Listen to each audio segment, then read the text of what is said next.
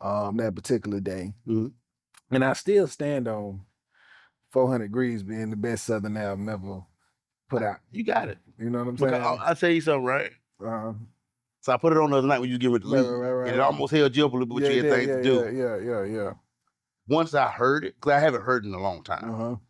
Once I heard it and it started coming back, it was like, yeah, man, hands down. Yeah. Hands Cause I hands forgot down. about the intro. You put the intro, I was like, look at this. This shit I'm talking about. Dog. Like, look, come on. Manny Fresh is a freaking genius, man. Like, Yeah. man, that beautiful. Oh, Yeah. I mean, like, That was a dope album. Juve. Yeah. Dun, like that beat should still be rhymed though. From the intro. You know what I'm Okay. saying? For sure. But that's just my personal take, man. Yeah. And there's a lot of great albums that then came out in the South. You know, matter of fact, I was just I know we fuck with Crick heavy. And he's about to go on tour. Mhm. And I was telling he was taking 2-player Yeah. with him. And they was just doing an interview with Beehive, 2-player. Okay. And they was describing their sound and they call it retro South. Retro stuff. You know what I mean? Like it's because the South has a lot of different sounds. A lot. You know, from bass music, booty shaking music to the snap music to the futuristic music to, you know, it can go on. Dirt roads and pine trees. Right? Yeah, country rap tunes and all that can go on. But to describe their music as retro South, it you know what you're getting. You getting some UGK, 8-Ball, MJG. Go. You know, I say early cast because I want to say later cast. I say early cast. Some Goody MOB, some Trick.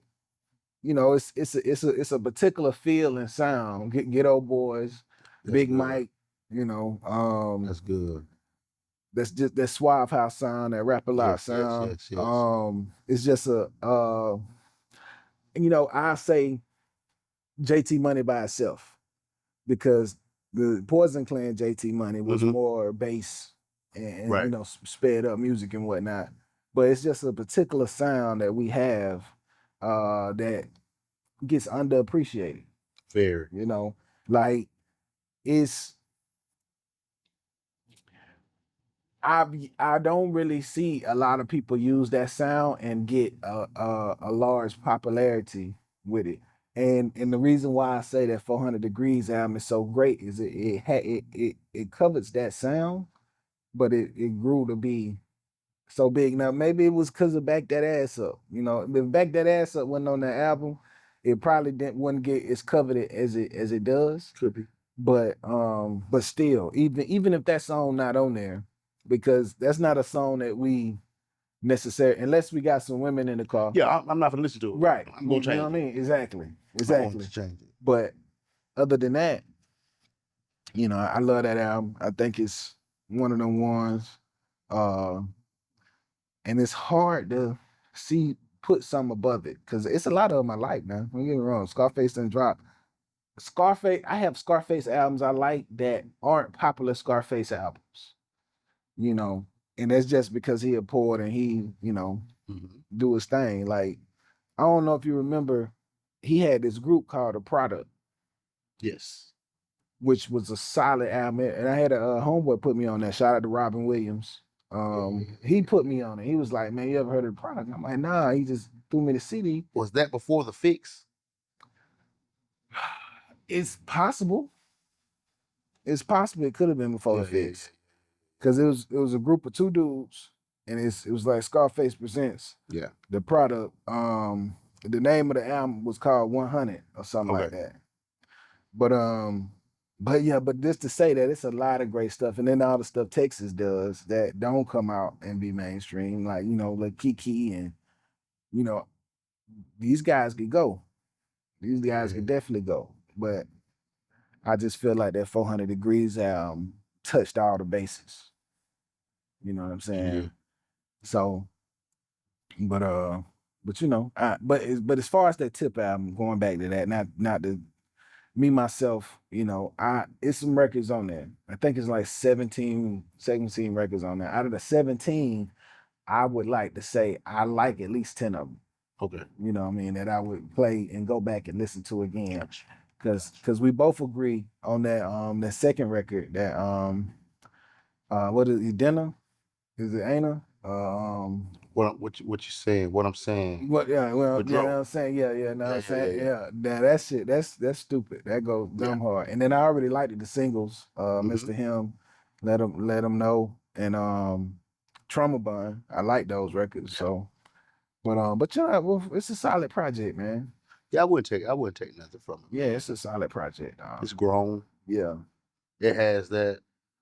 Now that we've, I guess, heard a term for it, Mm-hmm. it's retro South. Yeah, Am I using that Retro correct? South. Yeah. You know what I mean? It has that old feel to it. Mm-hmm.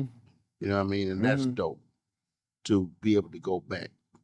And I feel like, man, I need to go ahead and go back, man, so certain guys can really be on top and take their seat where they've earned to be. Yeah, And I I agree. think that only would happen if the sound comes back to what it was. I agree. And I've said this now for like the last 7, 8 years. Crit has a seat to sit in. Mm-hmm. And with the sound of music spinning back around, I want to believe that will put him, not saying he don't have a seat, but a light gets shined on him that is really not shined on him. Mm-hmm. You know what I mean?